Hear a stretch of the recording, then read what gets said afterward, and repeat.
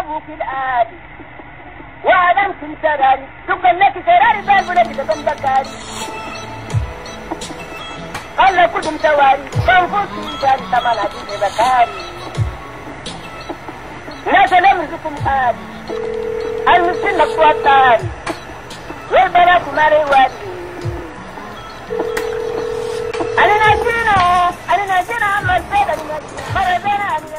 Bonjour, bonjour à tous et à toutes. Bonjour, comme on vous l'a déjà dit, l'émission va commencer incessamment. Le temps de joindre nos invités, Monsieur Mohamed Ahmad El Habbo, qui est le secrétaire général du PLD. Monsieur Sédik Abba depuis Abidjan. Monsieur Sédik Abba, vous le connaissez, journaliste spécialiste sur le Sahel et Boko Haram.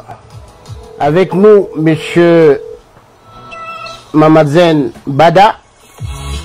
Mamazen Bada Abbas, secrétaire général du parti au pouvoir, MPS. Tous ensemble, on va essayer, avec nos deux débatteurs, Abakar Silek et Abel Ibangolo Maïna, Makaïla Ngebla, en coédition avec moi. Ça partira incessamment en joignant nos invités en ligne. À vous, merci.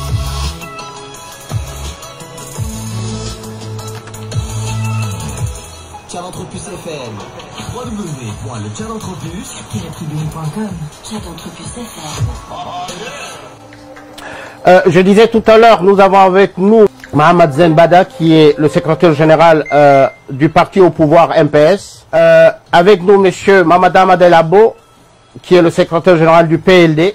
Et Monsieur Sédik Abba, qui est journaliste spécialisé sur le Sahel et notamment sur Boko Haram, qui a coécrit un livre au cœur de Boko Haram. Messieurs, bonjour. Bonjour. Très bien, comme nous avons dit, on commence le thème. On va commencer par, le thème va se subdiviser en deux parties. La première partie étant l'engagement du Tchad contre Boko Haram et ses diverses conséquences sur le pays. Boko Haram s'organise pour faire face à plusieurs États dans la région du lac Tchad. Comme vous tous, on se pose la question d'où vient sa logistique. Ensuite, en deuxième partie, quels sont les apports stratégiques de Barkhane et du G5 Sahel sur ce combat-là? Et pourquoi et comment l'armée tchadienne, malgré son expérience, a subi dernièrement une grande perte? Sauf que, d'après les actualités, bon, je parlerai sous vos contrôles, l'armée du Tchad, sous la direction d'Idriss Déby, est allée infliger, je mets des guillemets, à Boko Haram. Et ensuite, en dernière question, est-ce le rôle du président de la République de se mettre au premier rôle, au front, et aller combattre contre les terroristes? Si tout le monde me suit, je commencerai par la première question et qui s'adressera à M. Alabo. L'engagement du Tchad contre Boko Haram et ses diverses conséquences sur le pays. Sauf que ce que je voudrais dire, il ne faudrait pas que ce soit un monologue. C'est-à-dire des questions et des réponses bien courtes et distillées. Il ne faudrait pas que ce soit un monologue direct entre partis de l'opposition ou la majorité. On aura les questions directes Facebook des auditeurs. Et à partir de là, on demandera simplement aux invités de nous éclairer, d'éclairer l'opinion sur ce qui se passe. Monsieur Alabo, à vous. Merci beaucoup.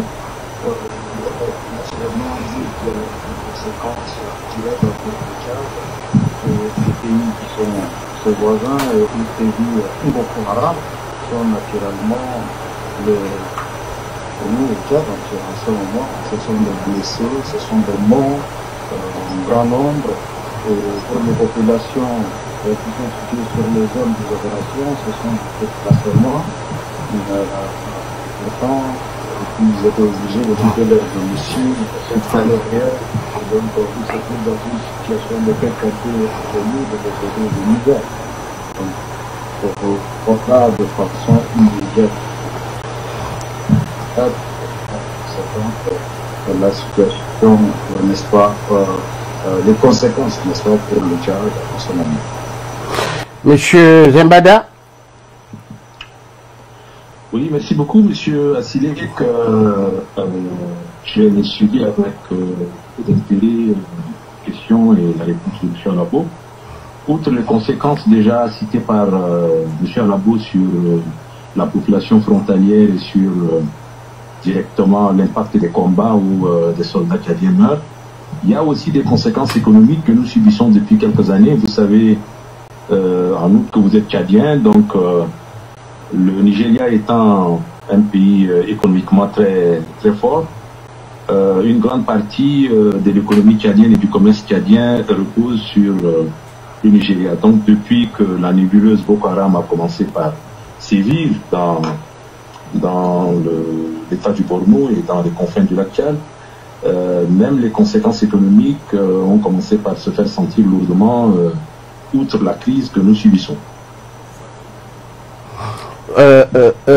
Monsieur Sédik Abba, vous qui regardez d'un œil très particulier cette histoire-là, les conséquences sur le Tchad, si vous pouvez nous en parler, mais au-delà de ça, les conséquences sur les pays de la sous-région. Oui, c'est tout à fait exact. Les précédents orateurs ont souligné plusieurs aspects des conséquences des actions de Boko Haram sur le Tchad et les mêmes conséquences se retrouvent à peu près sur les autres pays. Il faut savoir que Boko Haram, c'est le mouvement terroriste le plus meurtrier au monde. Au monde, j'insiste bien, parce que selon les estimations des Nations Unies, Boko Haram, depuis que ce mouvement a basculé dans la violence, a tué environ 36 000 personnes dans les 4 pays qui sont le Tchad, le Cameroun, le Niger et le Nigeria. Donc, un lourd tribut humain a été payé par ces pays-là, au plan civil comme au plan militaire. Il y a maintenant les conséquences économiques parce que les pays prélèvent sur leurs maigres ressources pour consentir des moyens matériels, des moyens humains dans la lutte contre Boko Haram. Et ces moyens auraient pu être mobilisés pour le développement, pour la santé, pour l'éducation, mais ils sont orientés aujourd'hui dans la lutte contre Boko Haram. Et vous savez que les 4 pays qui sont aujourd'hui concernés par Boko Haram ont créé dans les années 60-64 la commission du bassin du lac Tchad qui devait favoriser l'intégration économique, favoriser la libre circulation des personnes et des biens, qui devait même conduire à un certain nombre d'infrastructures socio-économiques. Et tout cela aujourd'hui a été remis en cause avec l'avènement de Boko Haram. C'est dire que tout ce qui est intégration régionale entre les pays du bassin du lac Tchad, tout ce qui est échange économique a été considérablement affecté. Un pays comme le Niger, qui est à cheval entre deux luttes terroristes, à savoir le nord-ouest où il faut lutter contre les mouvements djihadistes au Sahel, et au sud-ouest où il faut lutter Boko Haram, consacre à peu près 15 à 20% de son budget chaque année pour lutter contre la menace terroriste. C'est dire qu'il y a un impact considérable sur tous les plans de cette activité de Boko Haram dans le bassin du lac Tchad. Oui, mais très bien, quand on parle de conséquences, c'est que quelque part, tous ces pays-là sont touchés. Avec la lutte contre le terrorisme et l'apport des partenaires, je parle des pays occidentaux qui eux aussi s'engagent à travers Barkhane et le G5 Sahel dans cette lutte-là. Est-ce qu'il n'y a pas un apport économique, je veux dire, à aider ces pays-là à faire face à Boko Haram et dans le Sahel? Non, il n'y a pas, au plan économique, il n'y a pas d'engagement spécifique en disant que il y a aujourd'hui une dégradation des échanges économiques entre les 3 pays et le Nigeria et qu'il faut compenser par des mesures spécifiques. Il n'y a pas cette orientation prise par les partenaires économiques et financiers de nos pays. Les pays eux-mêmes s'organisent pour trouver les moyens de continuer à échanger entre eux, pour continuer à comment dire, par exemple, une économie comme celle de la région de Difa est du Niger dépend entièrement du Nigeria. Aujourd'hui, avec Boko Haram, il y a un surcoût des produits qui fait que ça appauvrit encore le taux de pauvreté dans ces régions-là, a augmenté du fait des activités de Boko Haram. Il n'y a pas d'engagement spécifique. Sur le plan militaire, il y a, on aura l'occasion de revenir beaucoup plus loin, il y a des aides ponctuelles qui sont apportées. Les États-Unis forment des unités dans la région du Difa pour lutter contre Boko Haram. La France fait autant. C'est une question qui va être abordée. Mais il n'y a pas un plan spécifique qui a été élaboré par les partenaires de ces pays pour les aider à compenser. Au niveau de la commission du bassin du lac Tchad, il y a un plan de stabilisation régionale et de sécurité qui a été conçu, qui bénéficie d'un apport du programme des Nations Unies et autour duquel les autres pays essaient de mobiliser aussi des moyens.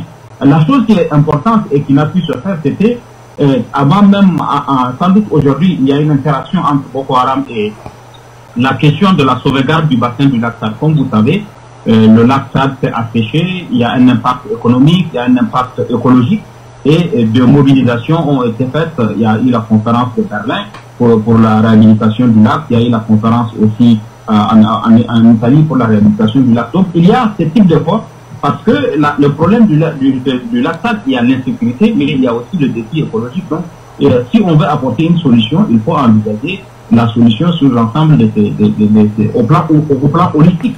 On ne peut pas simplement apporter une réponse sécuritaire. Non, ce que je voudrais dire, et ça balaye en large Alabo, Zembada et vous-même.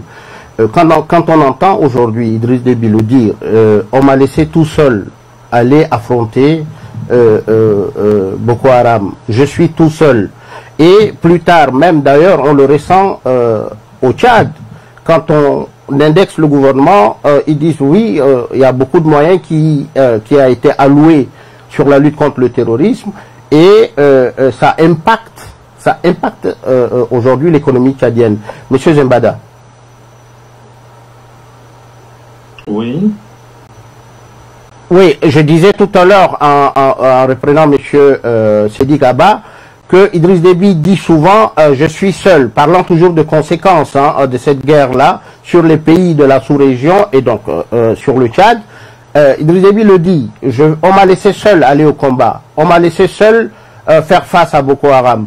Et je disais partant de cela, aujourd'hui, dans toutes les revendications que font, qui se fait au Tchad, on leur répond que non, il y a beaucoup d'argent l'argent a été alloué pour la lutte contre le terrorisme et ça impacte l'économie tchadienne. Donc là, je voudrais un peu avoir votre point de vue là-dessus avant de poser la même question en même temps pour M. Alabo. Bien sûr que nous faisons face pratiquement seuls à Boko Haram parce que, souvenez-vous, il y a quelques 2 ans, l'armée tchadienne était au nord Cameroun, était au nord Nigeria et nous avons réussi à casser l'élan à l'époque de Boko Haram parce qu'au Nigeria, plus personne ne répondait devant l'avancée de Boko Haram. Et si nous n'avons pas fait cela, aujourd'hui, le Tchad n'aura même pas d'économie. Et c'est l'impact simplement qu'il y a l'économie. Donc on a bien vu, et le président a bien vu ça depuis longtemps. Et aujourd'hui encore, comme vous pouvez imaginer, quand on parle de 5 secteurs engagés, il faut vous poser la question, un secteur c'est combien de régiments, un secteur c'est combien de bataillons, c'est combien de compagnies. Quand les 5 sont engagés à la fois, c'est des moyens assez énormes qu'on utilise, mais c'est quand même le prix à payer pour qu'il y ait la paix et la sécurité au Tchad. Avec ce qui se passe en Libye, avec ce qui se passe au Soudan, ce qui s'est passé au Soudan, ce qui s'est passé en Centrafrique. Plus encore, ce qui se passe jusqu'aujourd'hui avec Boko Haram, n'eût été un peu la vigilance et la clairvoyance de notre président et du régime, parce que on s'est dit qu'il faut s'engager, il ne faut pas attendre. S'il faut attendre les aides, eh ben, il faut d'abord se mettre à l'action et puis les aides viendront. Donc, quelles que soient les critiques que nous pouvons avoir pour dire que oui, toute l'économie tchadienne est en train d'aller vers l'entretien de l'armée parce que ça fait face à Boko Haram, etc. Il faut que les gens se disent un peu que le Nigeria est la première puissance économique du continent. Malgré cela, le Nigeria n'a pas pu venir à bout de Boko Haram. Imaginez un pays comme le Tchad avec ses ressources, qui fait face et que Boko Haram n'arrive pas à traverser pour venir en profondeur. Donc, ça veut dire que la vigilance a été de taille et que nous n'avons pas attendu. S'il faut d'abord attendre les aides, former les militaires, avoir de la logistique, avoir avoir du carburant, des vivres, etc. avant d'engager, eh bien, nous serons depuis longtemps déjà envahis. Donc, quand les gens peuvent critiquer en disant que oui, les maigres ressources vont vers l'armée, etc., c'est pour le maintien de la sécurité et c'est pour le maintien de la paix. C'est pour préserver un peu notre unité. Très bien. Monsieur Alabo. Oui, enfin, je voulais... la question, elle est à cheval sur la première question de la deuxième partie, la deuxième question de la première partie. Je voulais dire d'abord que Boko Haram est implanté géographiquement sur le bassin du lac Tchad, sur l'ensemble, n'est-ce pas, de ce que constitue le pays qui sont issus du bassin du lac. Et donc, Boko Haram ne connaît pas les frontières, il ignore naturellement ces frontières, il n'existe pas, et il agit à sa guise sur cet ensemble géographique, qui est d'ailleurs l'ensemble qui correspond à un territoire de l'ancien empire Kanem-Borno. La question que je me pose moi personnellement, quel est l'agenda principal de Boko Haram? Voilà une organisation terroriste qui est affiliée à l'État islamique, n'est-ce pas, et qui agit très loin des capitales des pays implantés dans la région. Donc, vous savez, il y a des milliers de kilomètres du lac Tchad. C'est la même chose pour Abidjan, c'est la même chose pour Niamey, ainsi de suite. Est-ce que Boko Haram a-t-il l'intention de renverser ces régimes-là pour prendre le pouvoir dans tous ces pays? Ils ont tous refusé pour donner de l'argent à la France pour qu'elle les gère dans la lutte contre le terrorisme en Afrique, partout. Bon, les Américains ont préféré apporter de l'aide directe et bilatérale, n'est-ce pas, aux pays qui sont sur le terrain. Voilà. Et donc, si vous voulez parler de solidarité, moi, je n'en vois pas beaucoup. Monsieur Sédic. Il y a eu des difficultés dans la mise en place de ce fonds d'appui et il y a eu aussi des rivalités entre la commission de l'Union africaine et la commission du bassin du lac Tchad dans la gestion de ce fonds, et finalement les fonds n'ont pas eu la meilleure efficacité dans le soutien aux différentes armées nationales. La coordination entre les pays n'a pas véritablement marché, notamment entre le Nigeria et le Cameroun par exemple. Les choses ne se sont pas aussi bien passées entre le Niger et il y a eu des problèmes de coordination entre le Nigeria et le Cameroun par exemple. Le droit de poursuite à l'intérieur du Nigeria n'a pas été acté pour les forces camerounaises et du coup, comme il a été dit, Boko Haram a profité de cette difficulté des pays à coordonner efficacement les réponses entre eux pour continuer à se profiler et à apporter le coup qui a été porté. Et puis, il y a, à côté de ça aussi, il y a la sous-administration du bassin du lac. Le bassin s'est asséché. Il y a aujourd'hui une cinquantaine de petites îles qui ne sont administrées par personne. Il n'y a aucune présence de l'État dans ces îles-là et Boko Haram souvent profite de cette absence de l'État pour venir occuper ces îles-là, faire ce qu'ils font, percevoir des impôts sur les activités qui sont faites par les pêcheurs, par les éleveurs, etc., etc. Donc il y a tous ces aspects qui ont été mis ensemble qui font qu'aujourd'hui, on est dans une situation où presque chaque pays joue sa partition. Or, il faut une réponse concertée, une réponse sous-régionale et globale, et on aura l'occasion de revenir. C'est que le travail qui a été fait par l'armée tchadienne dans le bassin du lac a porté un coup sérieux à Boko Haram, mais il y a des risques que Boko Haram ressurgisse si on ne prend pas des mesures efficaces pour assurer la durabilité des solutions qui ont été, des solutions militaires qui ont été infligées, les revers qui ont été infligés à Boko Haram ces derniers jours. Très bien. Bah, écoutez, on marquera une pause et on reviendra pour repartir sur les questions suivantes.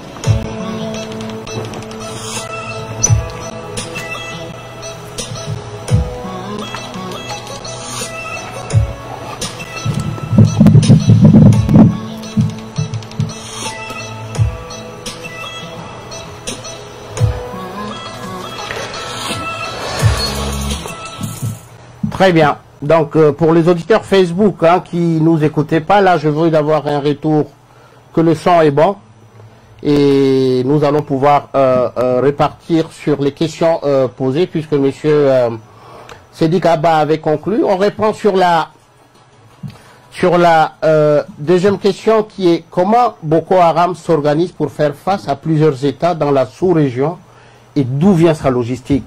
Monsieur Zembada, monsieur Alabo et monsieur Sedi Kaba, vous en conviendrez avec moi qu'aujourd'hui que Boko Haram surprend.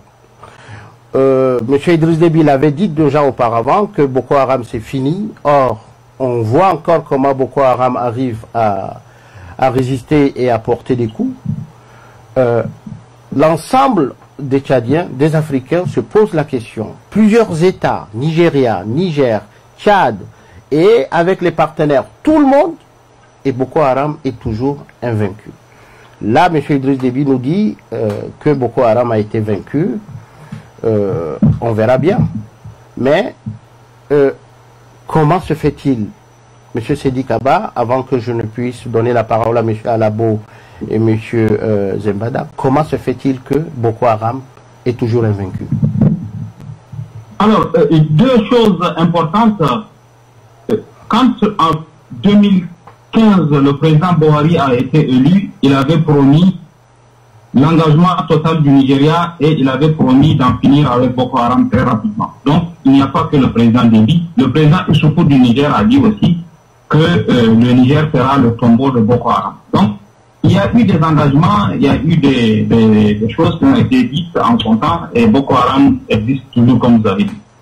Même dans le cas de ce qui vient de se passer, Boko Haram a été sans doute totalement éradiqué du bassin du lac, mais il y a une aile de Boko Haram qui existe et qui est à Sambisa, qui est peut-être même une des ailes les plus dangereuses puisque c'est là-bas que se trouve Chekou et ses autres lieutenants. Ces deux constats ayant été faits, je pense que toute la difficulté qu'il y a aujourd'hui à venir de Boko Haram tient en partie de la faiblesse de la coordination entre les États. Si le Tchad mène sa guerre contre Boko Haram tout seul, sans que le Niger, le Cameroun et le Tchad participent de la même façon avec la même efficacité, les gens de Boko Haram vont se cacher au Niger, vont se cacher au Cameroun, au Nigeria, et puis vont revenir quand l'armée tchadienne sera partie des villes qui sont occupées aujourd'hui. Donc il y a un problème de coordination entre les États. La volonté d'apporter une réponse coordonnée, efficace, elle est proclamée dans les faits, dans les considérations, mais dans la pratique quotidienne, il y a une faiblesse que Boko Haram continue d'exploiter. Ça, c'est un fait. Le deuxième fait aussi, c'est là, comme ce que j'avais dit, il y a des problèmes d'administration au niveau de cette région du lac Tchad. Si l'État n'est pas présent, les gens de Boko Haram reviennent facilement pour occuper les parties où l'État n'est pas présent. Comme on dit, la nature a horreur du vide, et dès que les États ne sont pas là, ne peuvent pas occuper les différentes îles du lac, Boko Haram revient pour se réorganiser. Maintenant, à côté de ça, il y a tout ce que Boko Haram a développé comme stratégie, notamment le recrutement des locaux, l'organisation, les complicités, parce que quand il y a une guerre, il y a toujours une économie de la guerre qui se développe. Et Boko Haram a développé une économie de la guerre qui associe des gens qui ont intérêt à ce que le conflit perdure.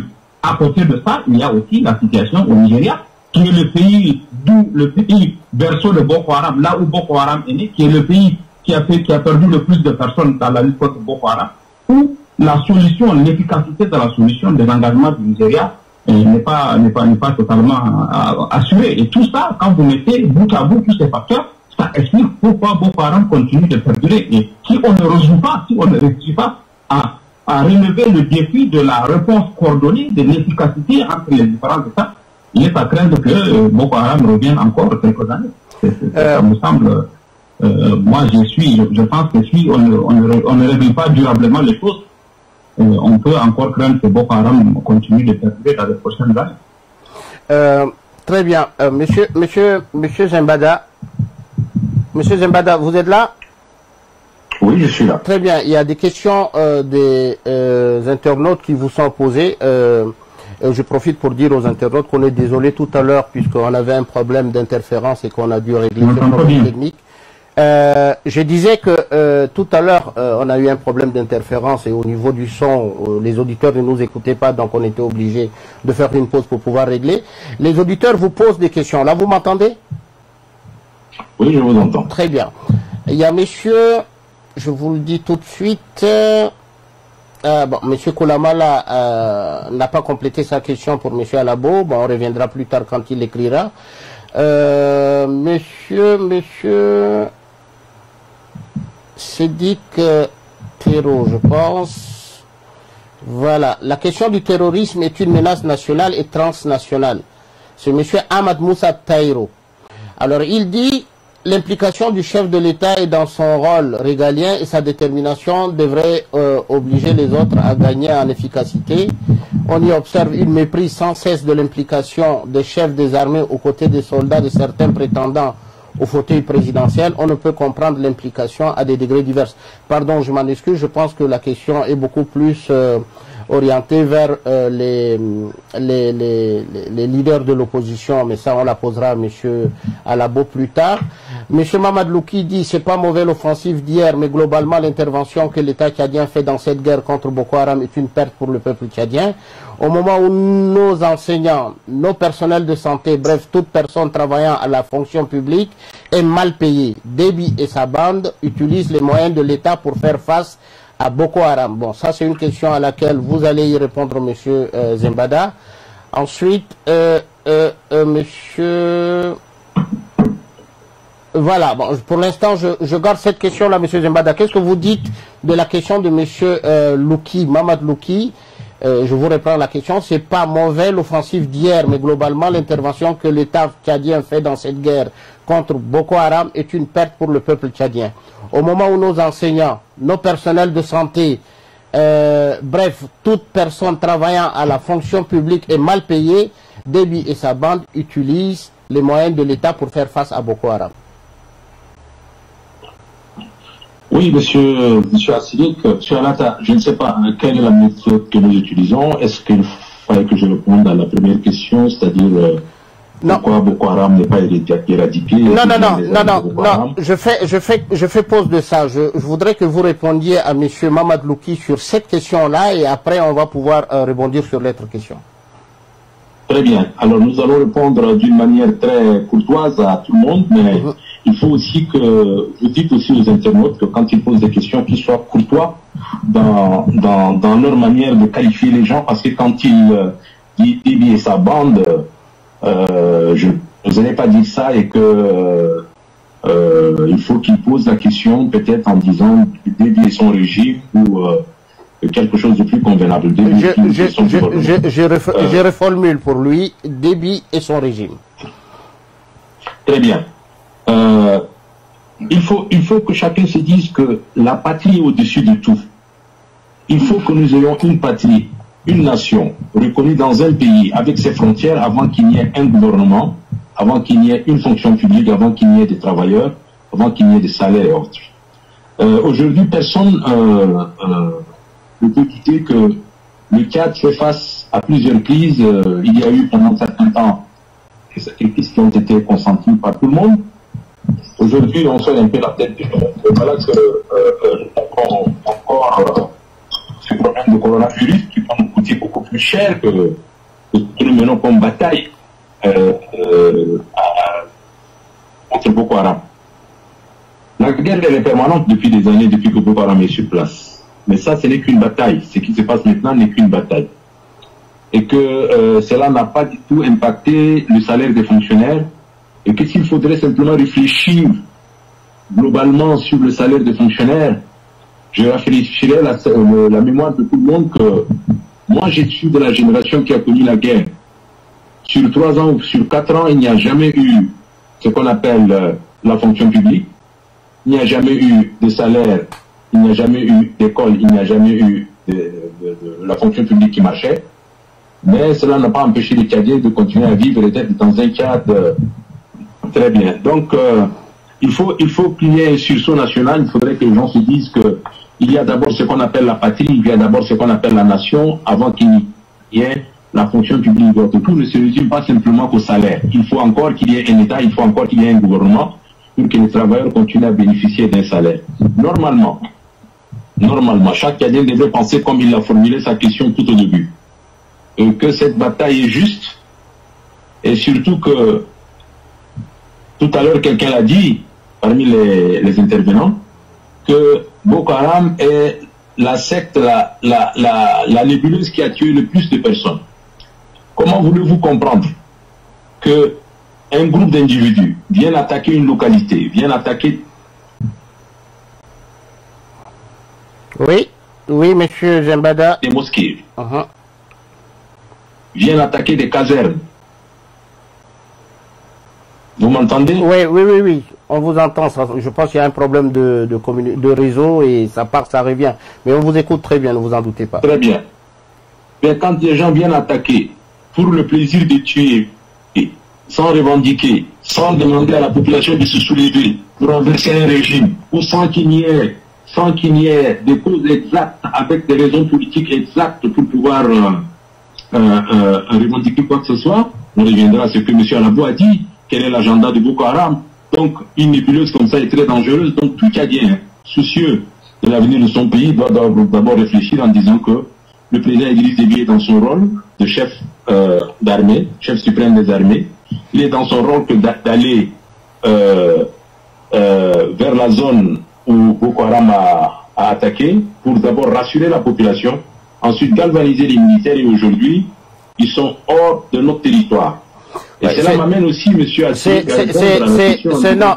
ça c'est une question. Enfin, vous répondez à la question où on l'a mis sur la deuxième partie, mais je voudrais assez rapidement, sans pour autant vous couper dans votre élan, puisqu'il y a une deuxième question, je voudrais qu'on aille vite, puisqu'après, le temps ne nous permettra pas, en prenant, je fais d'abord priorité, comme on dit, priorité au direct, donc les internautes posent leurs questions, je vous les repose, et comme ça vous puissiez répondre, puisqu'il y a une deuxième question encore pour vous. Il dit, ma question, monsieur Chiriri Champion, mais ça c'est un nom d'emprunt. Malheureusement, je dis souvent que quand c'est des noms, c'est des pseudos, il faut avoir le courage d'affirmer et de poser les questions sans peur à visage découvert. Je prendrai cet auditeur avec son nom d'emprunt de Chiriri Champion, mais je fais constater que ce n'est pas sérieux. Il faut assumer ce qu'on fait et ce qu'on dit. À partir du moment où on est convaincu de sa question. Monsieur Chiriri Pseudo dit, ma question est au sujet du MPS, pourquoi Déby s'est engagé dans une guerre avec des généraux civils, alors même ceux qui ont brisé la colonne vertébrale de Boko Haram au Cameroun et Nigeria, en exemple du général Ahmad Dari Bazine. Bon, je ne sais pas qui il fait, mais la question c'est simple. Est-ce que, monsieur Zembada, pourquoi Idriss Déby va au combat avec des généraux civils? Bon, il est seul responsable de ce qu'il dit. Un général est un général, s'il est civil, il n'est plus général. Donc, je ne saurais pas répondre à une question où on dit que des généraux civils, il faudrait bien qu'il explicite de qui il veut parler et de quoi il veut parler. Généraux civils, ça n'existe pas. Très bien. Monsieur Alabo, sur la première question que pose monsieur comment dire, Mamad Loki par rapport au fait que pourquoi le président Idriss Déby se met en avant et va au combat alors qu'il délaisse certaines priorités. Bon, ça c'est, me semble-t-il, c'est la troisième question de la deuxième partie. Absolument, mais bon, vous savez, quand on nous pose les questions, les internautes, je suis obligé de faire avec. On procède à ce bouton comme à bouton de faire. Absolument. Moi, je dis que si vous regardez la Constitution du Tchad, son article 67, son dernier alinéa, il est dit pour tout candidat à la présidence qui est membre des forces armées et de sécurité, il doit au préalable de se mettre en position de disponibilité. Et quand on est élu président de la République, et si on était membre des forces de défense et de sécurité, on n'est plus soldat actif. Et donc, quand le président de la République porte sa tenue militaire, arbore ses étoiles et descend sur le terrain, en violation des dispositions de l'article 67. Un président de la République préside le comité de défense. Il est le chef suprême des armées. Quand il y a un conflit, il est de son devoir de présider le comité de défense de la République du Tchad et prendre toutes les décisions idoines pour que notre armée, sur le front, ne lui manque rien et qu'elle soit capable de gagner la guerre pour laquelle elle a été envoyée. Ensuite, le président de la République, c'est son devoir, en tant que chef suprême des armées, d'aller sur le terrain, galvaniser les troupes, leur apporter son soutien moral et donc revenir pour occuper, gérer tout l'État. Tout l'État. Or, nous avons vu le président de la République sur le terrain, avec une carte, je ne sais pas si c'est une carte d'état-major, entouré de son staff pour préparer des plans de guerre. Ce n'est pas la fonction du président de la République. Monsieur Zembada, qu'est-ce que vous en pensez? Eh bien, il faut aussi que la logique continue. Il n'y a pas que l'article 77, il faut que la logique continue. Et M. Labo doit nous dire aussi que quand le pays est en danger, qu'est-ce qu'il faut faire? Est-ce qu'il faut être président de la République, rester dans des salons feutrés comme un professeur à l'université et continuer à donner des cours en ligne, par Internet, ou il faudrait que le président de la République se rende sur place, comme il vient de le dire, galvaniser les troupes, et s'il sait le faire, s'il sait faire ce qu'on appelle lire une carte, s'il sait faire la guerre, s'il sait aussi organiser une armée et aller contre-attaquer, pourquoi ne devrait-il pas le faire? Il y a quel mal à cela? Ou faudrait-il simplement, parce qu'on est opposant, et on s'oppose à une action, même si elle est salvatrice? Non. Soyons beaucoup plus sérieux. Très bien. Monsieur Sedi Kaba, vous qui sillonnez le Sahel et vous voyez les pays qui sont confrontés au terrorisme, etc. Monsieur, vous m'avez coupé, vous ne m'avez pas laissé aller jusqu'au fond de mon idée. Non, je reviens vers vous, monsieur Zembada. Je voudrais juste attirer l'attention de monsieur Sedi Kaba et je reviens vers vous pour vous laisser finir tout de suite. Monsieur Sedi Kaba, je voudrais juste après monsieur Zembada que vous expliquiez, est-ce que ça se fait aussi dans les pays de la sous-région ou ce n'est pas permis? Oui, monsieur Zembada, vous pouvez continuer. Donc, si dans la sous-région, il y a des présidents qui ne peuvent pas aller au front et qui ne peuvent pas organiser des contre-attaques, ben nous avons au Tchad la chance d'avoir un président qui sait le faire et qui sait bien le faire. Et aujourd'hui, je peux vous affirmer que la contre-attaque a été salvatrice. Très bien. Tout à l'heure, ça rejoint un peu la question que vous avez posée. L'arrière-base de Boko Haram se trouve au Nigeria. Avec tous les moyens aujourd'hui que nous avons, tous les moyens qu'il y a, nous avons aussi des problèmes de frontières et que nous ne pouvons pas utiliser notre droit de poursuite à plus de 100 km. Cela permet à la nébuleuse Boko Haram d'avoir encore un répit. Donc, quand un président sait faire un travail, nous devrons être fiers de lui. Et nous autres, nous sommes très fiers de lui. Le peuple tchadien est fier de lui. Le peuple tchadien est content de ce qui s'est passé.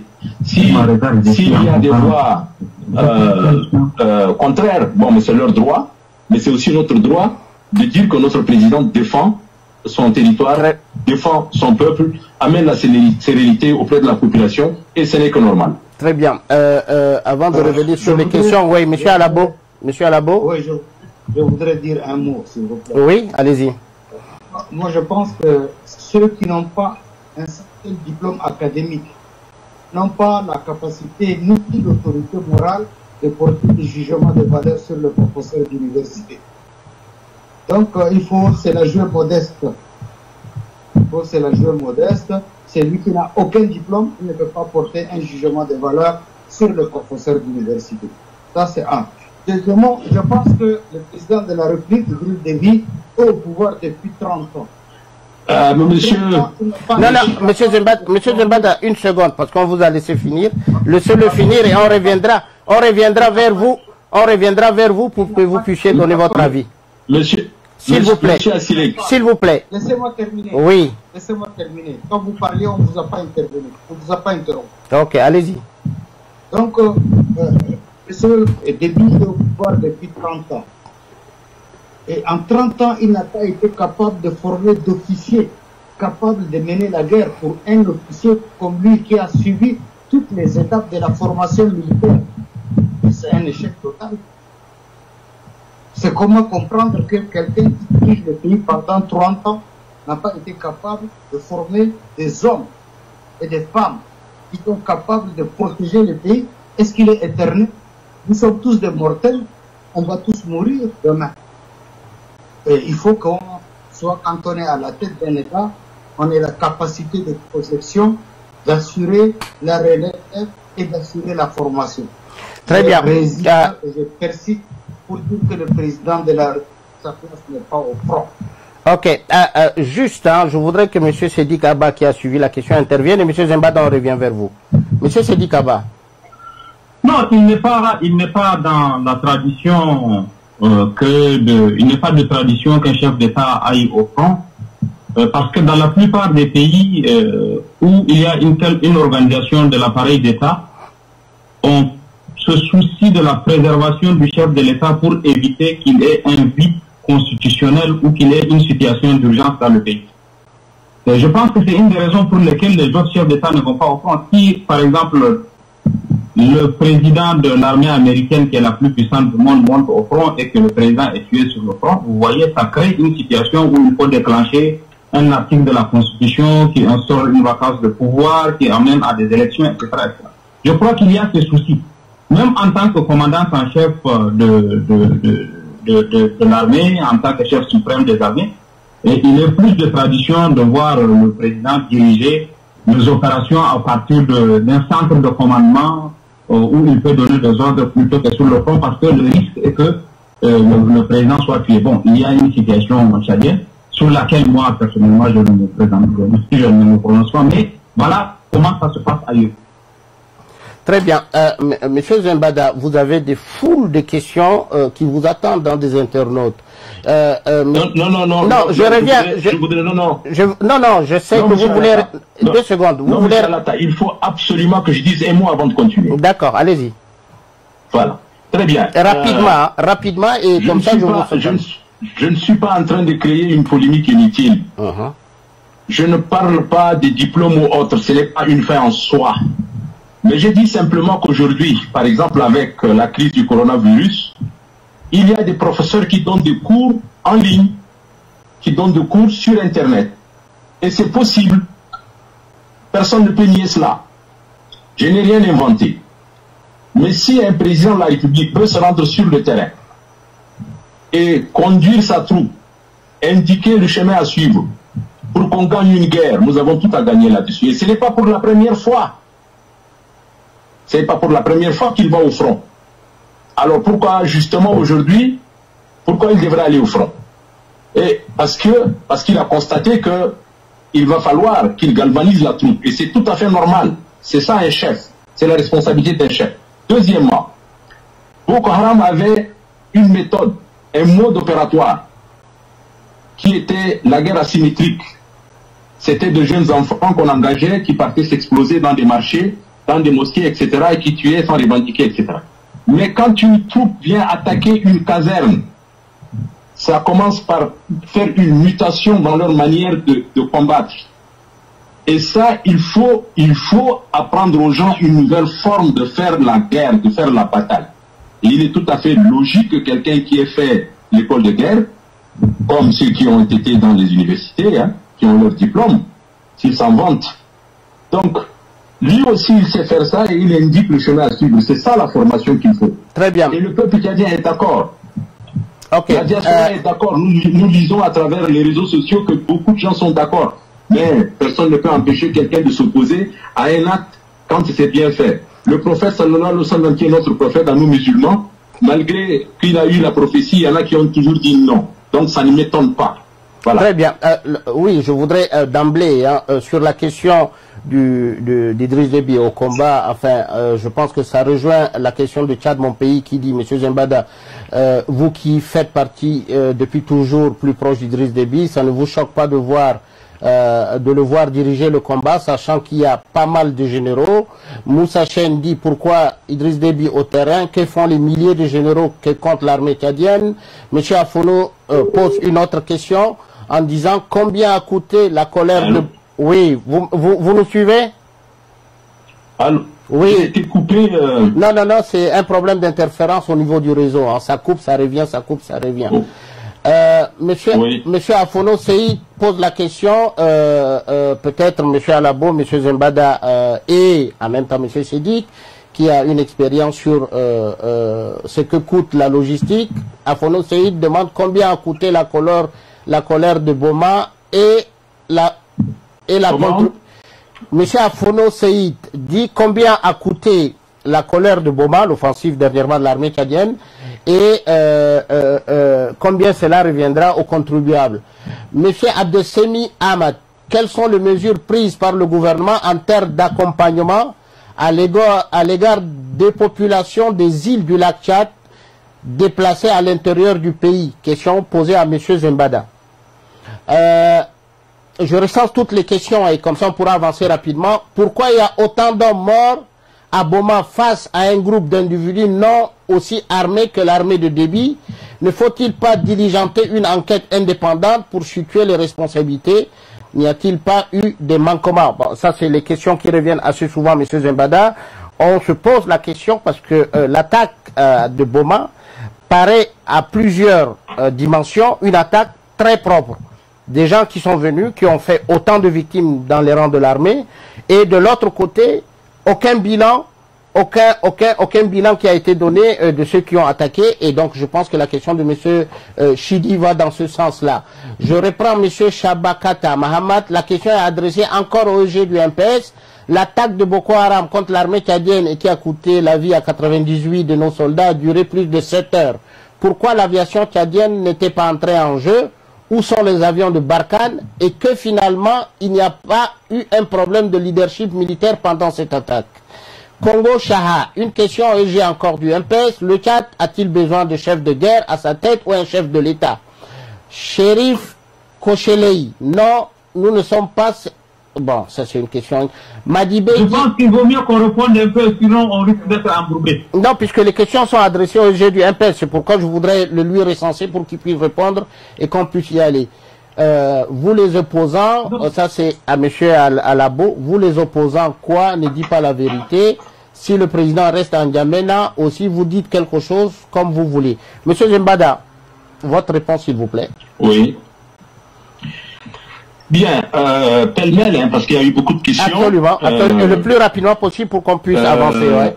Quand quelqu'un demande combien a coûté la colère de Boma et qu'est-ce que le contribuable va payer, est-ce qu'il s'est simplement posé la question quelle est la perte que nous avons subie en ayant 98 morts? Est-ce que cela peut se quantifier sous forme simplement de matériel et de dire que non, 98 personnes sont mortes, et puis là, il faut d'abord calculer combien nous allons voir, comment le contribuable peut aider, et puis nous allons calculer plus tard la guerre. Ça, dans une guerre, dans une bataille, ça ne se fait pas. L'armée tchadienne a son aura qui a été touchée. Tout Tchadien, digne de ce nom, fier d'être Tchadien, doit être choqué par ce qui s'est passé. Donc il faut que chacun d'entre nous pense d'abord au Tchad, pense d'abord à son pays, pense d'abord à sauver l'intégrité territoriale, pense d'abord à faire de sorte que le Tchad soit dans ces 1 284 000 km² avant qu'on parle d'autre chose.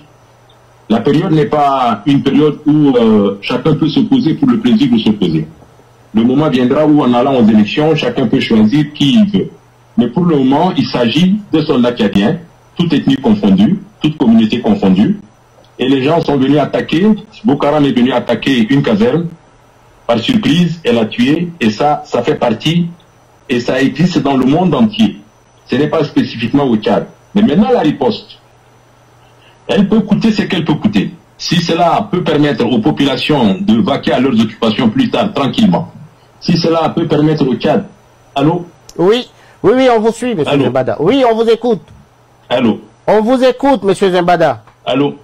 Oui, on vous écoute. Allô? Vous m'entendez? Oui, on vous entend. Oui. Allô? On vous entend, monsieur Zembada. Moi, je m'entends. Ah, c'est bizarre. Toi, tu m'entends parce que tu es à côté de moi ici à Clément. Très bien. Il peut continuer à parler. Ouais, mais tu peux continuer à parler, nous on vous attend.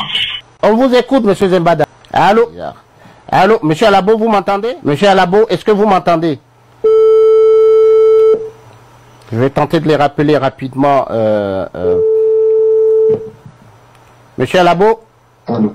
Ouais, vous m'entendez? Oui, je vous entends. Très bien, on avait perdu monsieur Zembada et donc on va essayer de l'avoir pour qu'il puisse finir et vous prendre rapidement et prendre en même temps monsieur Sidi Kaba. Monsieur Zembada. Monsieur Zembada. Oui, monsieur Zembada, on vous a perdu. Oui, rapidement. Alors, vous étiez jusqu'à quel... Non, vous étiez en train d'expliquer ce qu'a coûté aux contribuables, etc., monsieur Afouno. Voilà. C'est pour dire que quand on est dans une circonstance comme ça, on ne pense pas aux moyens en quantifiant ça, en disant que ça coûte 10 000 francs, 15 000 francs ou 10 millions. Il faut sauver l'intégrité territoriale du Tchad. Cela peut coûter ce que ça peut coûter, mais c'est pas ça qui est important. Ce qui est important, c'est que le Tchad vive dans ces 1 284 000 km², qu'on arrive à sécuriser la zone et qu'on arrive à vivre tranquillement. Et tant qu'on est vivant, on pourra toujours nous reconstituer. Ensuite, j'ai oublié un peu les questions, monsieur Alata, parce que oui, il y a que il pose aussi la question, mais c'est des questions qui reviennent. Hein. Pourquoi le président seul va avec des civils sur le terrain et la question encore est posée, ça c'est monsieur Amataïr Nourkoso, une question combien de terroristes ont été éliminés et combien ont été faits prisonniers, donc il parle d'un bilan, je ne sais pas si vous les avez, et monsieur Yaya Mamad qui dit monsieur Zembada, c'est qui a été enterré, et il y a une question quand même qui est de mise où on parle de délit de faciès sur la communauté Boudouma qui est stigmatisée avec les Boko Haram. Voilà les questions. Rapidement, si vous pouvez répondre pour qu'on puisse évoluer. Bon, nous avons lu ça aussi. Ça revient toujours pour dire délit de faciès. La zone a été déclarée légalement zone de combat, donc zone de guerre, et que la population a été d'abord déplacée avant que la contre-attaque ne commence. Le problème de délit de faciès, je crois qu'il n'existe pas et personne ne s'attaque aux civils. Il y a plusieurs autres choses à faire que ça. Oui, là, monsieur Zembada, là, vous, en tant que SG du MPS, vous ne pouvez pas dire le contraire. Mais quand autant de compatriotes le disent, y compris ceux qui sont aujourd'hui, vous savez, avec le téléphone, on filme tout, on envoie tous les messages. Le monde est devenu un village planétaire. On peut dire une personne a menti, une deuxième en a menti, mais quand ça devient et ça revient souvent, il y a lieu de se poser de questions. Monsieur Assilek, est-ce que les gens comprennent ce qu'on appelle la zone de guerre? Quand on déclare une zone de guerre, et que le décret qui a mis cette zone de guerre a détaillé beaucoup de choses. En plus de cela, ceux qui vont filmer avec les téléphones, je crois qu'ils ne sont pas sur le terrain. Je ne crois pas un seul instant à ça. Non, ils le disent de façon... Deux secondes. Vous me posez une question, laissez-moi répondre. Allez-y, mais je veux compléter. Vous me posez une question, laissez-moi répondre. La question est adressée au SG du MPS, donc je réponds. Allez-y. Je ne peux pas aller forcément vers ce que vous voulez. Allez-y. Quand les gens filment, est-ce qu'ils filment les combats? Ont-ils filmé les combats? Pourquoi filment-ils les gens pour dire que voilà, ces gens-là ont été exécutés, ont été maltraités parce qu'ils ont un délit de faciès? Je ne crois pas un seul instant à ça, et même s'il y en a, c'est tout à fait normal que dans des zones comme ça, il y a quelques dérapages, et c'est logique. On le comprend parfaitement, puisque nous avons tous fait la guerre, on connaît ce que c'est. Mais ce que vous dites est grave, monsieur. Je voudrais dire que la guerre est tournée vers les... Non, ce que vous dites est tellement grave, puisqu'on parle de toute une communauté. C'est la communauté... Allô, vous m'entendez? Tu m'entends, toi? Oui, moi je vous entends très bien. Ça s'est coupé et c'est revenu, c'est les problèmes de réseau. Ouais. Mais c'est toute une communauté qui dit que on arrête des civils et on les stigmatise d'être C'est un faux débat, monsieur Asselek, c'est un faux débat. C'est un faux débat parce que les gens vont vers le sensationnel. Ils cherchent toujours le sensationnel. Les gens ont été déplacés, les combats sont dans les îles, et des îles, on est tendu vers le Nigeria. Donc on n'est pas venu sur la terre ferme ici, vers les habitants du lac ici, pour dire que les Bouddhas sont pourchassés. C'est faux. C'est archi faux. Très bien. Donc, en cherchant le sensationnel, vous pouvez toujours, parce que c'est votre tribune est tournée vers ça, c'est tout à fait normal, puisque les gens sont très loin, ils adoptent tout ce qu'on leur donne. Mais ici, je n'ai pas écouté qu'il y a un délit de faciès. Et quand quelqu'un demande un bilan, le bilan, on le fera à la fin parce que les 5 zones à la fois sont engagées. Et actuellement, nous avons des hommes sur le territoire nigérian, pour pouvoir continuer à ratisser large. Et le moment viendra où ils auront le bilan. Très bien. La question à M. Alabo ou M. Dahab Harir Suleiman dit: vous les opposants, pourquoi vous ne dites pas la vérité? Si Idriss Déby reste à N'Djamena, on aura toujours à dire. S'il va au front, il y a toujours à dire.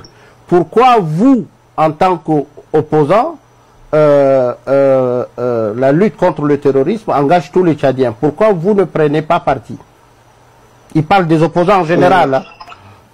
Non, je voudrais lui répondre. J'ai déjà répondu, peut-être qu'il n'était pas branché quand je demande des réponses à cette question.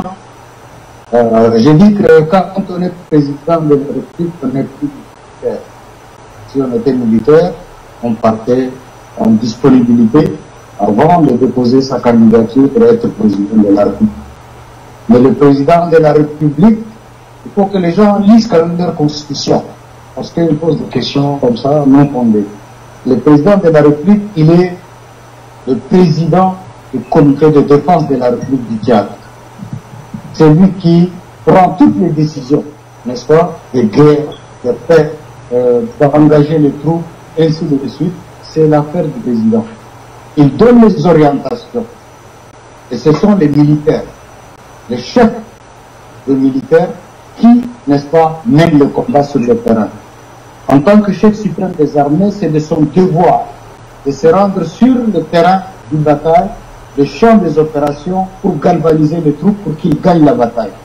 Tout ça, ça fait partie de ses prérogatives et de sa mission. S'il ne l'a pas fait, on allait les critiquer aussi. Mais nous, on dit qu'il n'appartient pas, quelles que soient ses qualités antérieures, de tout ce que vous voulez, il n'est pas de son devoir d'aller sur le terrain et d'être le chef. C'est contraire à la Constitution. Très bien.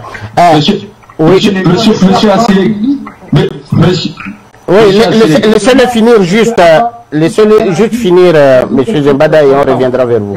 Je voudrais terminer, s'il vous plaît. Oui, allez-y, monsieur Alabo.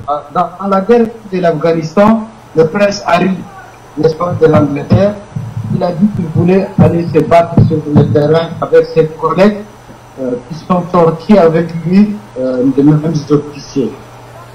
Le simple militaire de l'Angleterre qui a dit que tu ailles te battre sur le terrain et que tu sois tué là. Ça ne nous pose absolument aucun problème. Mais notre problème, c'est qu'on t'amène sur le terrain et que tu te fasses prendre comme prisonnier. Un chef de l'État, il doit être pour diriger toute la nation. La nation ne se limite pas tout simplement à la guerre au lac Tchad. Sans à sa place, il doit aller, il doit galvaniser le pays, il doit diriger le comité de défense nationale, il doit donner les orientations, mobiliser la logistique, mobiliser toute la nation derrière l'armée pour qu'on gagne cette bataille. C'est ça sa mission. La mission Très bien. du président de la République. Très bien, oui. Monsieur Zambada, rapidement pour... Oui. Attendez. Moi, je voulais aussi terminer avec avec une petite anecdote. Oui, rapidement.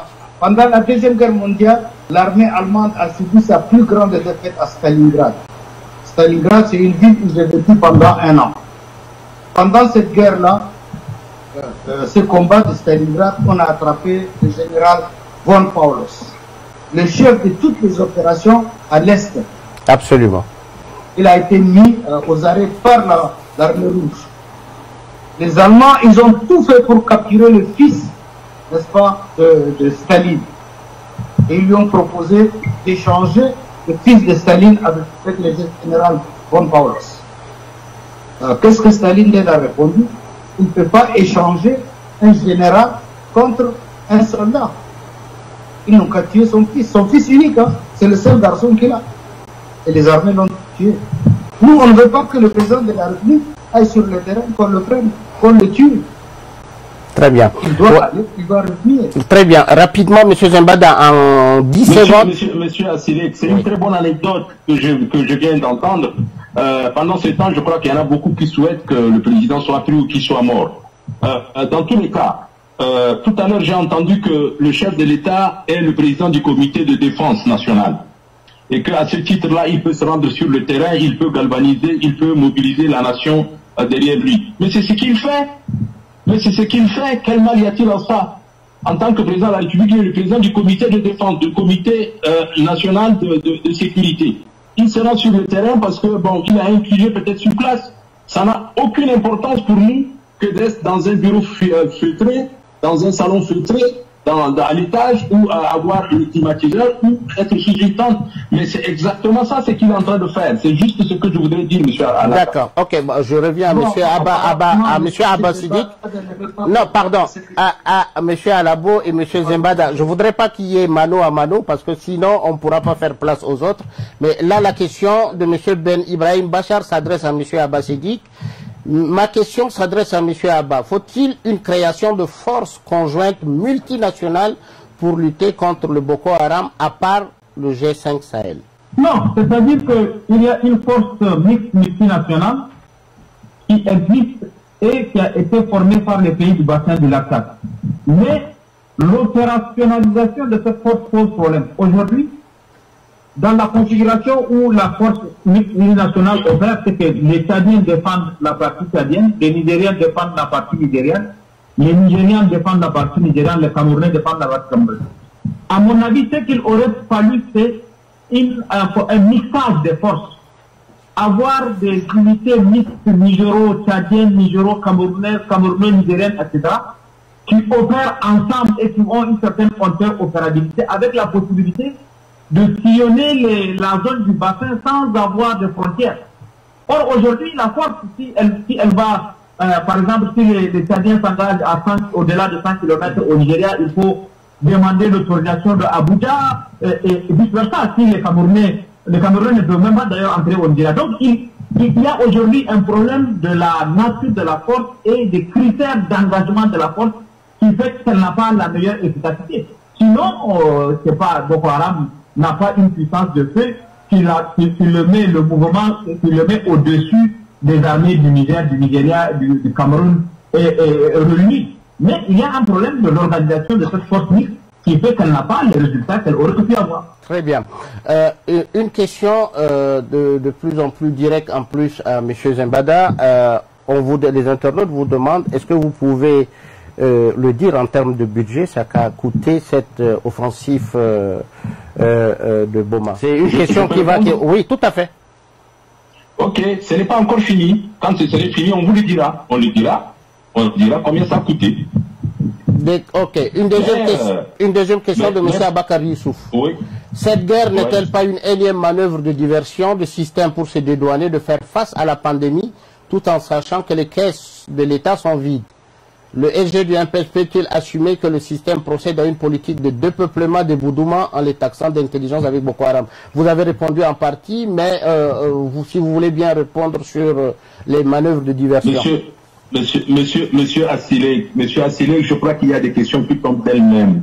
Il y a des choses qui ne sont pas sérieuses là. Et que je voudrais qu'on élève un peu le débat. Les questions peuvent être posées sur des choses qui ne se connaissent pas, que les gens ne connaissent pas. Mais quand on insinue forcément des choses comme ça, bon, c'est trop bas. Il parle de diversion, parce que là, on tombe en pleine crise. Justement, est-ce qu'en votre âme et conscience, vous qui organisez le débat, vous qui organisez l'émission, est-ce qu'en votre âme et conscience, c'est une diversion? L'histoire de Boko Haram est une diversion réellement? Oui, mais ce n'est pas à moi qu'il faut... Ils n'ont pas écouté les spécialistes parler avec nous, là? Non, ce n'est pas à moi qu'il faut poser la réponse. Ce sont des questions qui ne méritent pas, franchement, d'être posées dans un débat où on doit apprendre à des choses, à des personnes, des choses qui sont peut-être plus importantes. Très bien. il y a une question simultanée à M. Zembada et M. Alabo. Le Tchad manque de beaucoup de choses, surtout l'éducation, alors qu'en tant que RG du MPS et secrétaire général du PLD, quelles sont les stratégies prises par le gouvernement tchadien afin que nous, en tant que jeunes de ce pays, ne puissions pas aller à l'étranger pour la cause de l'éducation? Notre seul souci, c'est de garantir à la nouvelle génération une éducation de qualité. Même à ce jour, notre système éducatif tchadien est très archaïque. Zembada, Alabo, si l'un d'entre vous peut répondre. Bon, moi, ma réponse sera excessivement courte. Ok. Moi, je ne suis pas responsable de la politique actuelle du gouvernement et donc je n'ai absolument aucun mandat pour répondre à ces questions-là. Mais je peux exprimer tout simplement le vœu le meilleur pour que aujourd'hui le Tchad puisse élaborer des politiques de justice sociale, de développement, de prospection, de projection sur l'avenir pour que notre pays soit un pays respectable et respecté comme les autres pays. Tous ces enfants pourraient vivre heureux en harmonie chez eux. Il ne doit pas aller ailleurs pour aller chercher l'habitance ou une meilleure vie. Monsieur Zembada? Oui, monsieur Asselier, c'est dommage que vraiment il nous reste que 4 minutes, comme vous le dites. Non, ne vous en faites pas, ne vous en faites pas. On fera une petite exception parce qu'il y a les questions des... Non, nous aussi nous avons d'autres choses à faire, nous avons pris ce temps. Mais pour faire un bilan de ces choses-là, ça demande que vous nous programmez une autre émission. D'accord. Je vais peut-être pas dire grand-chose par rapport à ce qu'Alabo a dit. C'est un ancien ministre de l'Éducation nationale de M. Déby, je vous le rappelle.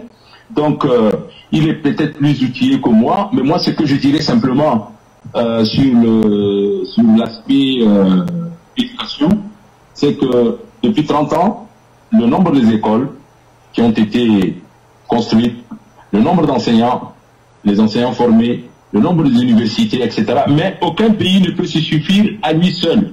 Il y aura toujours des gens qui seront en quête du savoir et qui iront toujours ailleurs, quand bien même la grande partie est déjà prise en compte ici dans le pays. Et on n'a jamais fait, aucun pays n'a assez fait pour l'éducation. On fait toujours plus. Il faut toujours faire plus pour l'éducation. Parce que l'éducation, c'est le développement. L'éducation, c'est le futur. L'éducation, c'est la base de tout, de tout, de tout. Très bien. Ça va être rapide. J'ai une question. Oui, j'ai une question. Oui, bonjour. Oui, monsieur Makaïla, vous avez une question, monsieur Abakar Silek et monsieur Abel Maïna. Les questions coordonnées pour qu'on puisse dire. Monsieur Abba Sidik, vous voulez, monsieur Sidik Abba, vous voulez rajouter quelque chose? Oui, bien sûr. Oui, allez-y. Alors, merci.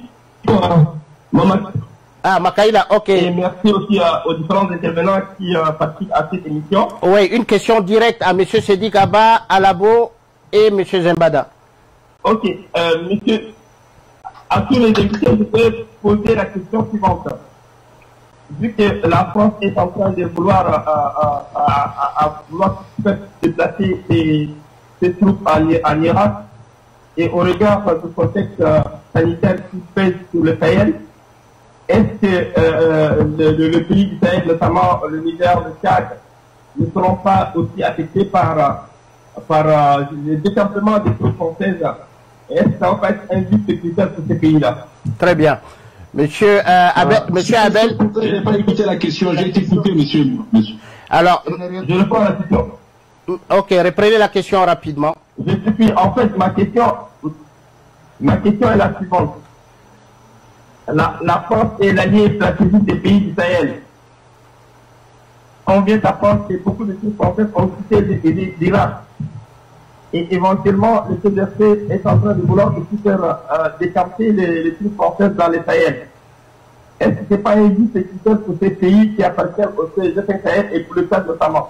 Très bien. La question qu'il pose, M. Makaïla, je ne sais pas si vous avez entendu, il dit que la France est en train de décamper ses troupes de l'Irak et il y a une information qui dit que elle décampera aussi du pays de Sahel. Est-ce qu'il n'y aura pas un vide sécuritaire? Donc c'est à tous les trois. Moi je veux rassembler toutes les questions pour qu'on puisse finir et vous laisser comme ça tranquillement. Monsieur Abel Maïna. Oui, bonjour. Bonjour. Bonjour à tous les invités. Ok, rapidement une question, oui. Voilà, moi je voudrais poser une question au LG du MPS.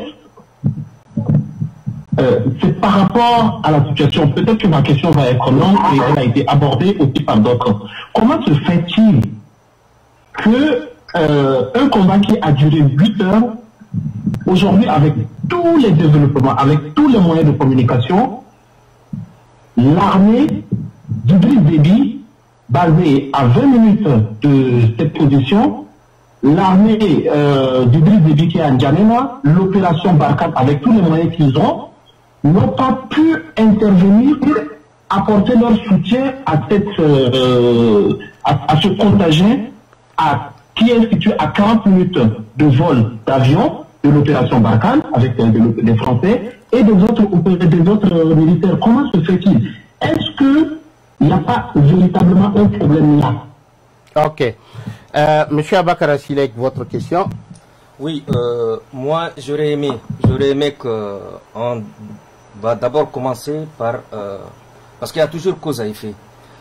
Est-ce que monsieur le secrétaire général du MPS, Zembada, pouvait confirmer ou infirmer la présence des SAS, Mbodou Chérif, en N'Djamena, protégé, logé, nourri par le gouvernement tchadien. Et à partir de là, je pense que beaucoup de choses sont parties de N'Djamena. Est-ce qu'il peut nier, parce que monsieur a profité aussi des puits de pétrole qu'il doit exploiter, et je pense qu'à l'époque, monsieur Yorongar avait protesté. Donc, nous savons tous que, je le dis sous le contrôle de Sidi Kaba, que Mbodou Chérif est l'un des géniteurs de Boko Haram. Merci. Alors, la question, on synthétise pour conclure, monsieur Zembada, je pense autant de questions vous sont orientées. Après, je compléterai avec monsieur Alabo. C'est normal. Très bien. À vous la parole. Voilà, d'ailleurs, c'est le but de cette émission. Pour se poudrer un peu, bon, on met les autres, mais c'était directement adressé, de toutes les façons, c'est adressé à moi, et ça, je le comprends parfaitement. Pour ce qui est de la force française dans le Sahel, je ne vis pas en France comme M. Makaïla, donc il a peut-être des informations fiables.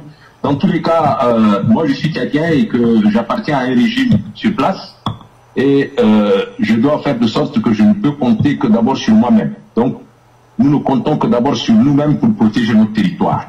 Maintenant, chaque pays du Sahel prendra ses responsabilités si cela s'avère vrai. Mais je ne crois pas qu'un pays est sous protection quelconque de la force française. Si, pour des raisons propres au gouvernement français, ils veulent retirer leurs troupes, de toutes les façons, un jour, ils les retireront. Donc, ça me cause aucun problème. Deuxièmement, la question de monsieur Maïna, c'est ça? Ouais, Abel Maïna, ouais. De monsieur Maïna. Il s'interroge sur le fait de il s'interroge sur 7 heures du temps d'attaque, pourquoi tout n'a pas fonctionné, etc., etc. Bon, quand on se trouve dans une situation, devant une situation comme ça, on essaie d'abord de parier au plus pressé, de régler le problème sur place, et puis ensuite les responsabilités vont se situer après. Une fois que la bataille s'est terminée, on va s'asseoir pour voir qu'est-ce qui n'a pas marché, qu'est-ce qui n'a pas fonctionné, et en ce moment-là, les responsabilités vont se situer. Dans tous les cas, il n'est pas normal que cela se passe de cette manière, mais il faut aussi se dire que c'est dans une île, donc la manière d'intervenir est différente, et que face à une nébuleuse qui à l'époque avait un mode opératoire, et si la nébuleuse a changé de mode opératoire, il faut aussi changer de stratégie. Et le moment viendra où les responsabilités vont être situées. Maintenant, à la question de M. Abakar Silek, Alata, sur la présence de M. Chérif, Ali Chérif, ben, je ne sais pas s'il est en N'Djamena, je ne peux rien affirmer, et si même s'il est en N'Djamena, il n'a rien à voir, il n'y a rien à voir avec ce qui s'est passé. Et donc, je ne suis pas aujourd'hui en mesure de placer une responsabilité sur qui que ce soit. Ça, c'est toujours l'affaire de ceux qui sont loin et qui écoutent des informations peut-être mieux que nous. Mais M. Sass, pour nous, n'a rien à voir dans la bataille qui s'est passée. M. Alabo, pour conclure, et M. Sedi Kaba en dernier. Oui, enfin, je ne suis pas au courant des décisions prises par la France pour retirer ces éléments du Tchad, mais ce que je sais par contre, les éléments français qui sont engagés en Irak ont reçu le mandat de partir à cause du coronavirus. Et ça, c'est, je crois, quelque chose qui est acté, et donc les éléments français qui sont en Irak. Est-ce que cela concerne tous les théâtres d'opération? Vraiment, je ne suis pas au courant et je ne peux pas affirmer ni infirmer cela. Bon, mais dans tous les cas, cela aura un coût si jamais les éléments français qui sont basés à Barkhane arrivent à décamper. Donc, bon, parce que ces éléments-là, ils subissent des relèves. Et les éléments qui viennent de la France est durement attaquée, comme vous savez, par le coronavirus. Vous vivez cela au quotidien, et donc ils sont susceptibles, n'est-ce pas, de transporter les éléments du coronavirus avec eux et d'infecter, n'est-ce pas, et même pas simplement pas respecter leurs éléments à eux, mais dispatcher ça dans le pays. Donc, c'est éventualité, nous n'avons pas directement pour y répondre. S'il vous plaît, il y a quelqu'un qui parle en même temps, là. Laissez M. Alabo aller au bout de, s'il vous plaît. Oui, M. Alabo. Oui, monsieur le sénateur Ali Sherif Sass, connu par son diminutif, c'est pas Mbodou, mais c'est Ali. Ali Sherif. Ok. Ali Sherif avait ses habitudes en N'Djamena. D'ailleurs, il a été non loin de chez moi, dans une maison. Mais bon, il me semble qu'il a fait beaucoup des amis en N'Djamena, dans la nomenclature. Mais monsieur le sénateur Ali Sherif, je crois que depuis un certain temps, il est à Abuja. Il est à côté du président Buhari.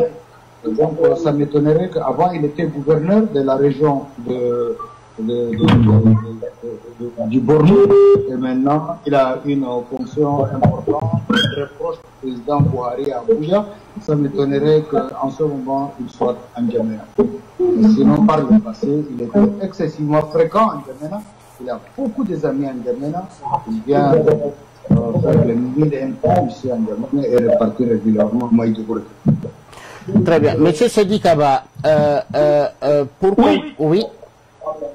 Non, moi, je vais compléter les réponses qui ont été amenées concernant Barkhane, la venue de Barkhane. Oui, il y a une dernière question. Comme il a été si bien dit par M. Alabo, la France a décidé d'engager son armée en appui à ceux qui se battent contre le coronavirus sur son territoire. Et dans le cadre de cette réorganisation des armées françaises, le contingent qui est en Irak va être amené. Cette réorganisation, pour l'instant, ne concerne pas Barkhane. Au contraire, si vous l'avez suivi, le vendredi 27 mars, la France a officiellement annoncé le lancement avec d'autres pays de l'opération Takuba. L'opération Takuba, c'est les forces spéciales des 11 pays européens qui vont venir à partir de l'été prochain pour appuyer la force Barkhane. Donc pour l'instant, il n'y a pas de réorganisation ni de désengagement des forces françaises au Sahel. Mais au-delà de cela, il faut toujours penser, à mon avis, à la relève de la force Barkhane. Et c'est pour cette raison qu'il faut aller vite vers la montée en puissance de la force du 5 Sahel. Et sur ce plan-là, il faut regretter qu'on en soit encore à compter sur la charité internationale. On est en train de demander partout de l'argent pour pouvoir lancer cette force, alors qu'il faut apprendre à compter sur nous-mêmes les Africains. En tout état de cause, comme il a été dit, y compris par les chefs d'État africains en 2013, la sécurité de l'Afrique ne sera assurée que par les Africains tôt ou tard, et il faut qu'on travaille à cela. Maintenant, la deuxième chose, je pense que sur la présence de Bounou Sherif, M. Alabo a dit ce qu'il y avait à dire. Ils sont en N'Djamena, ils le voient ou ils ne le voient pas mieux que moi qui suis ailleurs. Je pense que voilà ce que j'ai à dire par rapport aux questions qui ont été posées. À tous les trois et aux auditeurs qui sont en ligne, qui nous ont suivis et qui malheureusement posent beaucoup de questions. Il y a des questions qui interfèrent avec des réponses qui ont été données et malheureusement en 1h30 on ne peut pas les écouler. nous en excusons vraiment, mais croyez-nous, on fera tout pour que le débat puisse avoir lieu dans le respect des uns et des autres. J'ai dit merci à M. Zembada qui d'ailleurs intervient la première fois sur un débat d'une radio qui est assez tranchante comme Tchad Anthropus, parce que il faut le dire, la plupart des gens du régime, quand on les invite, déclinent par peur, alors qu'on ne demande que à ce qu'ils viennent confronter leurs idées, convaincre ou pas convaincre, et écouter ce que les Tchadiens leur disent. Monsieur Labo, c'est la deuxième fois et la troisième fois qu'on vous a toujours eu. Merci beaucoup, monsieur Labo. Je dis merci à tout le monde. Merci aux auditeurs et à très bientôt. À très bientôt pour vous sur Tchad Anthropus. Et on est là que pour vous et vous servir. Merci, monsieur Zembada. Merci, monsieur Labo. Monsieur Sédik, merci beaucoup. Merci beaucoup. Et à très bientôt. Merci. Merci à tous ceux qui ont participé. Merci, au revoir. Merci. Merci beaucoup. Merci beaucoup. Merci, au revoir. Merci. Merci beaucoup.